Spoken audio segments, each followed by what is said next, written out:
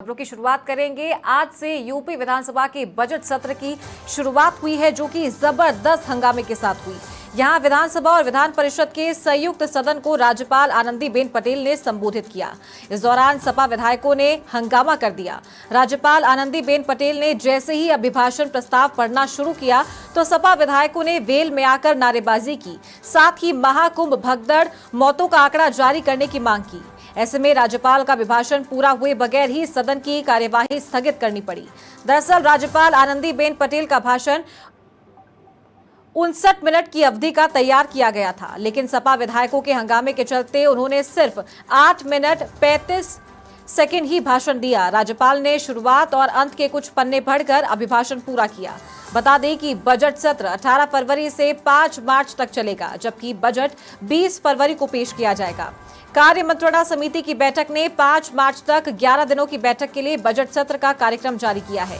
खास बात यह है कि इस बार सदन में सदस्यगण अब अवधी, भोजपुरी, बुंदेली और ब्रज बोलियों में अपनी बात रख सकेंगे और सदन की चर्चा का ट्रांसलेशन भी इन 4 बोलियों के साथ अंग्रेजी भाषा में किया जाएगा। ये देश की किसी भी विधानसभा में अपनी तरह का पहला प्रयोग है।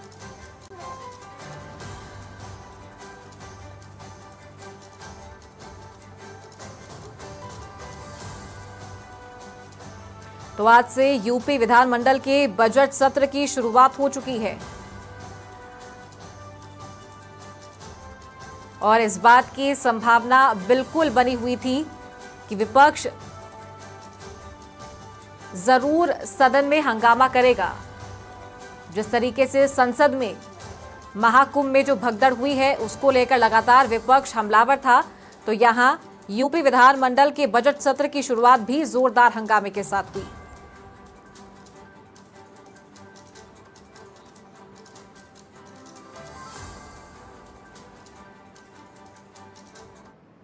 विधानसभा का बजट सत्र आज से शुरू हो गया है। 18 फरवरी से 5 मार्च तक यह बजट सत्र चलेगा। उत्तर प्रदेश के इतिहास में बहुत कम ही ऐसा अवसर आया है जब विधानसभा का सत्र इतना लंबा चला है। हमेशा की तरह विधानसभा सत्र का जो शुरुआत रही वो हंगामेदार रही। विपक्ष महाकुंभ में जिस तरीके से भगदड़ हुई, मिल्कीपुर विधानसभा में उपचुनाव हो, जातीय मतगणना हो या फिर कानून व्यवस्था हो, इस पर लंबे समय से सरकार को घेरता आ रहा है। और आज भी विधानसभा में जिस तरीके से विपक्ष ने हंगामे के साथ इस सत्र की शुरुआत की, सत्र को 12:30 बजे तक के लिए स्थगित करना पड़ा। उसके बाद सत्र की जब शुरुआत हुई तो इस बार विधानसभा में अलग अलग भाषाओं में सत्र का संचालन हो रहा है। जैसे कि जो विधायक जिस क्षेत्र से आते हैं, वो चाहे बुंदेलखंड का क्षेत्र हो और या फिर वो अवध का क्षेत्र हो या फिर अगर ब्रज का क्षेत्र हो, हर विधायक जो है वो अपनी भाषा में सत्र में अपनी बात रख सकता है। और इस पर विधानसभा में विपक्ष, खासतौर पर समाजवादी पार्टी ने आपत्ति जताई और कही कि अंग्रेजी का यहाँ पर क्या इस्तेमाल। इस पर मुख्यमंत्री योगी आदित्यनाथ खुद खड़े हुए और उन्होंने जवाब देते हुए कहा कि अंग्रेजी का जो इस्तेमाल है, अंग्रेजी भी एक भाषा है। अगर हम अवध की बात करें, अगर हम हिंदी की बात करें, अगर हम वज्र की बात करें या फिर बुंदेलखंड की बात करें, ये सभी भाषा जो हैं वो अगर देखा जाए तो हिंदी की भाषा की उपभाषा है और इस पर आपत्ति नहीं होनी चाहिए, क्योंकि हम उत्तर प्रदेश में विधानसभा में जनता की बात रख रहे हैं तो जनता की भाषा में बात को रखना बहुत जरूरी है। फिलहाल ये सत्र 5 मार्च तक चलेगा, काफी लंबा चलेगा। बजट भी आएगा। बजट में इस बार क्या क्या मिल सकता है उत्तर प्रदेश को, इस पर हम बात करेंगे अपने सहयोगी जय त्रिपाठी से। जय त्रिपाठी ने कई मुद्दों पर आज विधायकों से, विधानसभा अध्यक्ष से भी बात की है। क्या है इस बार बजट खास? देखिए, अगर हम बजट की बात करें तो सबसे बड़ी जो बात अभी अनुमान लगाया जा रहा है 20 तारीख को जब बजट आएगा तो 8 करोड़ से भी ज़्यादा माना जा रहा है इस बार का बजट होगा। चौमुखी विकास को लेकर सबसे बड़ी चीज़ ध्यान दिया जाएगा और इस जो बजट को तैयार किया जाएगा सभी विषयों का ध्यान देगा। महिलाओं को, किसानों को, युवाओं को, सभी चीज़ों को ध्यान रखते हुए इस बजट को पेश किया जाएगा। लेकिन हम बात करें तो विपक्ष की, तो विपक्ष लगातार हंगामा इस बात को लेकर भी, बजट पर भी कर रहा है। उसका कहना है जिससे कि बजट पास तो कर दिया जाता है, लेकिन अगर देखा जाए तो बजट को समाप्त नहीं किया जाता है। वहीं आपको एक मुख्यतः एक बात बीच में टोकूंगा। अभी 2 महीना पहले अनुपूरक बजट आया था, उस वक्त भी विपक्ष ने ये जोरदार हंगामा किया और अपनी बात ही रखी थी कि पहले आप जो बजट है उसको खत्म नहीं कर पाते और बजट, अनुपूरक बजट को आप पहले ले आते हैं।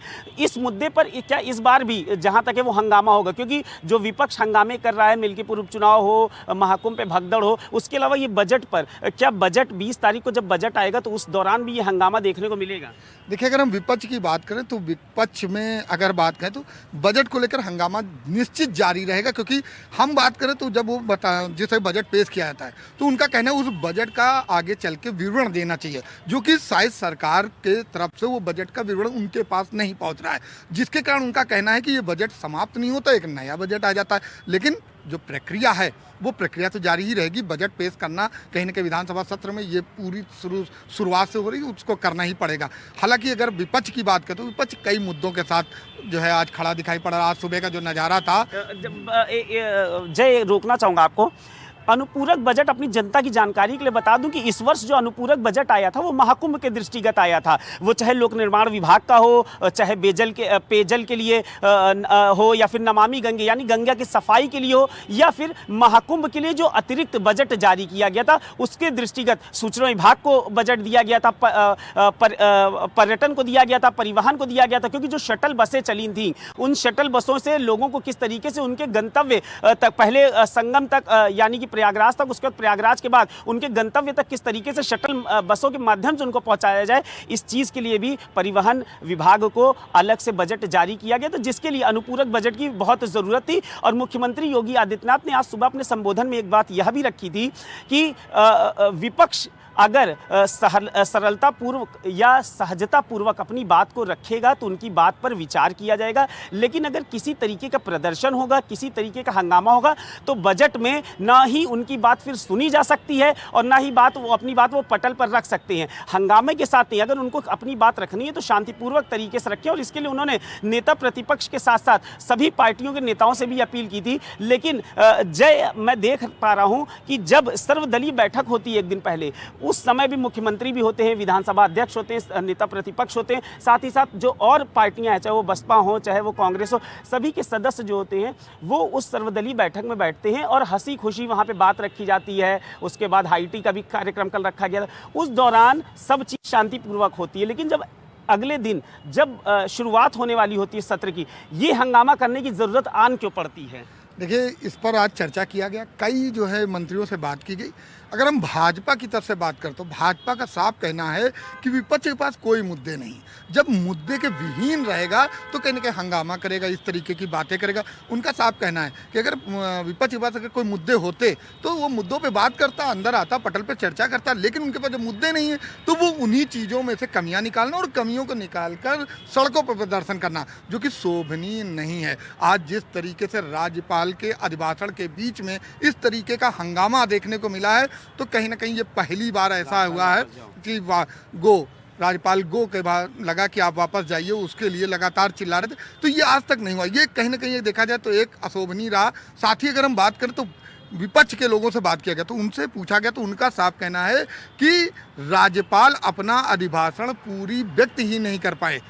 उनके पास बहुत कुछ कहने का था लेकिन वो कह नहीं पाए। लेकिन पक्ष से बात किया गया तो उनका साफ कहना तो उन्होंने अधिभाषण को पूरे नहीं। तो सबसे बड़ी बात है, सबसे बड़ा अगर देखा जाए आज के सत्र में एक ये चीज़ देखने में। दूसरी चीज़, कई भाषाओं के साथ अंदर चर्चा कर सकते हैं, बुंदेलखंड, अवध, कई भाषाओं के साथ एक ही नई पहल, नई चीज़। और सबसे बड़ी चीज़ कि इस बार अगर चर्चा करने के लिए आपको इतना समय दे दिया गया है, आज से 5 मार्च तक अगर आप हंगामा नहीं करेंगे, आराम से बैठ के अगर सभी विषयों पर चर्चा करना चाहेंगे तो विधिवत ये पूरी तरह से शांतिपूर्ण निपट सकता है। लेकिन अगर जिस तरीके से हालात चल रहे हैं, अभी वर्तमान का आज का जो हालात देखा है, विपक्ष जो हंगामा बोल रहा है, इससे लग नहीं पा रहा है कि पूरी तरह से शांतिपूर्वक निपटेगा। कहीं ना कहीं कई मुद्दों के साथ खड़ा दिखाई पड़ा जाएगा। चाहे मिल्कीपुर की हम बात कर लें, चाहे प्रयागराज की बात कर लें, ये हंगामे होने हैं। और जब बजट 20 को होगा तो 21 को आप देखिएगा कितनी दमदारी के साथ विपक्ष खड़ा होगा और उनमें कई कमियां गिनाता हुआ साफ दिखाई पड़ेगा। धन्यवाद। विधानसभा का सत्र 18 फरवरी से, जैसा कि मैंने पहले बताया,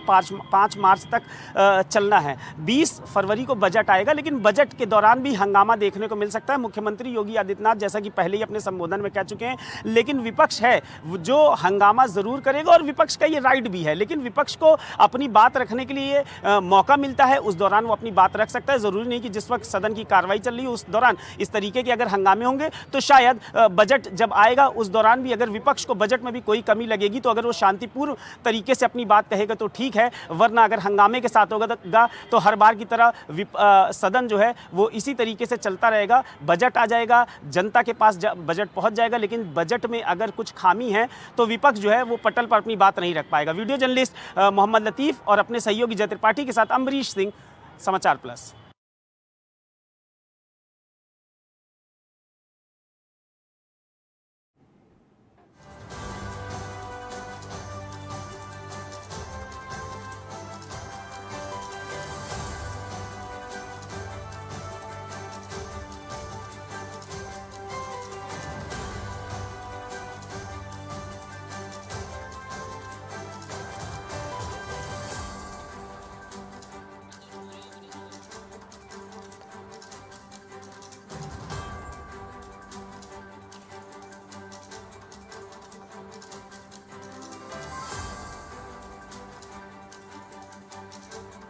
तो आज से यूपी विधानसभा के बजट सत्र की शुरुआत हुई और राज्यपाल के अभिभाषण के साथ सत्र की शुरुआत होनी थी, लेकिन महज 8 मिनट में ही राज्यपाल को अपना अभिभाषण खत्म करना पड़ा। बजट सत्र शुरू होते ही अखिलेश यादव की पार्टी के विधायकों ने योगी सरकार के खिलाफ प्रदर्शन शुरू कर दिया। विधानसभा की सीढ़ियों में समाजवादी पार्टी के विधायक बैनर पोस्टर लेकर प्रदर्शन करते हुए नजर आए और सरकार के खिलाफ जमकर नारेबाजी की। साथ ही महाकुंभ भगदड़ में मारे गए लोगों के आंकड़े जारी करने की मांग के साथ योगी सरकार को कई मुद्दों पर घेरने की कोशिश की। तो जबरदस्त हंगामे के साथ आज सदन की कार्यवाही शुरू हुई थी। 20 फरवरी को बजट पेश किया जाएगा, लेकिन जिस तरह की स्थिति देखने को मिल रही है, लगातार सदन की कार्यवाही हंगामेदार बनी रहेगी, ये संभावना देखने को मिल रही है।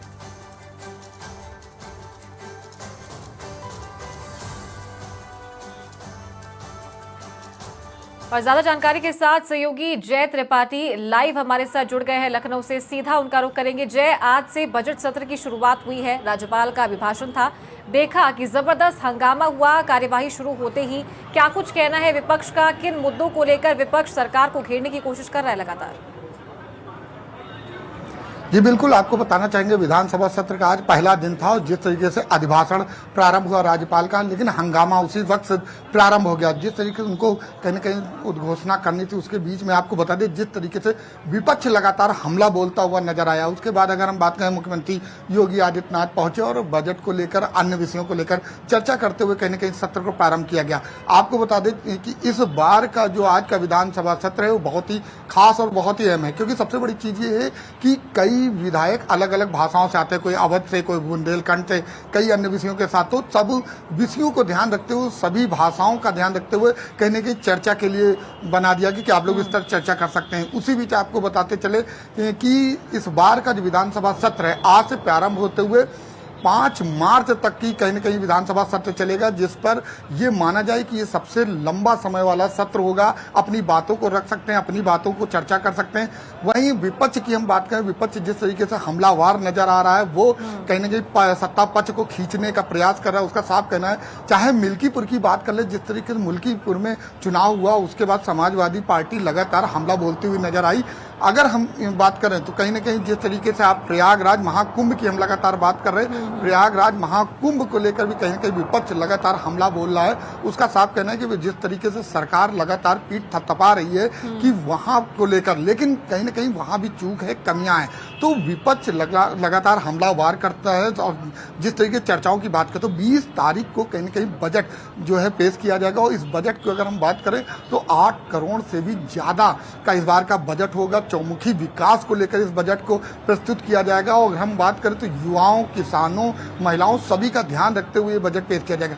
लेकिन जब ये बजट पेश होगा तो हर बार की तरह विपक्ष इस पर भी हमला बोलता हुआ नजर आएगा, क्योंकि जब आज बात किया गया, कई लोगों से बात किया गया, तो उनका साफ कहना है कि विपक्ष के पास कोई मुद्दा नहीं। जब मुद्दा विहीन हो जाता है तो व्यक्ति क्या करता है, केवल हंगामा करता है, इस तरीके के हमला करता है, और वो नहीं चाहता है कि जो ये सत्र चल रहा है ये पूरी तरह शांतिपूर्वक चले, क्योंकि इस बार जो बात रखने के लिए, पटल पर रखने के लिए पूरा समय दिया गया है। लेकिन जिसमें हम बात करें सत्ता पक्ष कहीं ना कहीं भागना चाहिए, लेकिन इस बार विपक्ष इस तरीके का हमला बोल रहा कि वो चाहता है, वो कहीं ना कहीं हंगामा करता हुआ नजर कि जिस तरीके से ये होना चाहिए सत्र संपूर्ण, वो होता हुआ नजर आएगा। कहीं अगर हम बात करें राज्यपाल को लेकर, जहां एक बार राज्यपाल अपना भाषण कर रही हूँ वहां राज्यपाल गो के नारे लग रहे हो, तो कहीं ना कहीं ये भी शोभनीय नहीं है। जिस तरीके से लोगों ने चुनाव आयोग का अस्थि कलश निकाला, उसको सड़कों पे निकलते हुए दिखाई पड़े, लगातार सुबह की हम बात करें, सुबह से ही हंगामा जारी दिखाई पड़ा। और जब यह बात हुई कि आइए विधानसभा सत्र में इस चीजों पर चर्चा कर लीजिए, जो आखिर विषय है उन विषयों के साथ चर्चा कीजिए, लेकिन कहीं चर्चा के नाम पर आपको बता दें सिर्फ हंगामा और हमला बोलते हुए नजर आ रहे हैं। बस देखना ये है कि जिस तरीके के अभी वर्तमान स्थिति में चल रहा है, क्या सत्र पूरी तरह शांतिपूर्वक निपट पाएगा, या जब 20 तारीख को जब बजट पेश होगा 2025-26 का जो वित्तीय जो बजट होगा, ये जब खास माना जा रहा है, ये जब पेश होगा तब विपक्ष किस तरीके से हमला बोलता हुआ नजर आएगा। लेकिन जय, एक और सवाल, विधानसभा सत्र की जब शुरुआत होती है तो उससे पहले सर्वदलीय बैठक जरूर होती है, वहां नेता सदन भी होते हैं, नेता विपक्ष भी होते हैं, विधानसभा स्पीकर भी होते हैं, क्या तब इन बातों को लेकर मंथन नहीं किया जाता, डिस्कशन नहीं किया जाता कि किस तरीके से सदन सुचारू संचालन किया जाए सदन का, और किस तरीके से मुद्दे उठाए जाए? और विपक्ष का धर्म है कि वो जरूर अपने मुद्दे उठाए, जनता से जुड़े मुद्दे उठाए, उनका राइट है ये, तो क्या उन्हें अलग से व्यवस्था नहीं दी जाती है?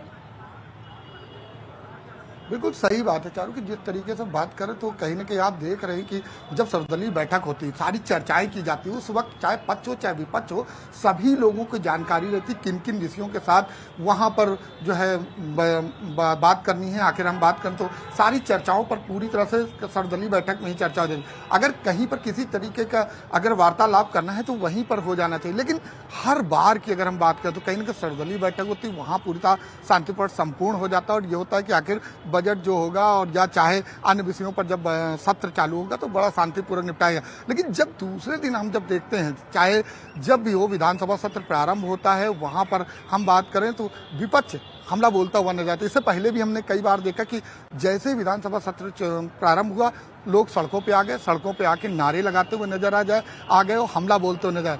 तो हम जब इन चीज़ों को ध्यान देते हैं कि अगर ये सर्वदलीय बैठक है, उस पर कहीं ना कहीं इस पर चर्चा हो जानी चाहिए कि आखिर हमको किन किन मुद्दों पे बात करनी, क्या सही है क्या गलत है, जो विशेष चीज़ें हों उस पर कहीं ना कहीं उनको बताना चाहिए कि इस कार्य को इस तरीके से नहीं इस तरीके से करना चाहिए। लेकिन ऐसा कुछ भी नहीं होता है। जब विधानसभा सत्र प्रारंभ होता है तभी सारी चीज़ों का सामना होता है, और आपको बता दें तभी कहीं ना कहीं बात करें तो लोग सड़कों पर उतर आते हैं, सड़कों पर आके कहीं ना कहीं प्रदर्शन करते हुए नजर आते हैं, हमला बोलते हुए नजर आते हैं, सरकार को घेरने का काम करते हैं।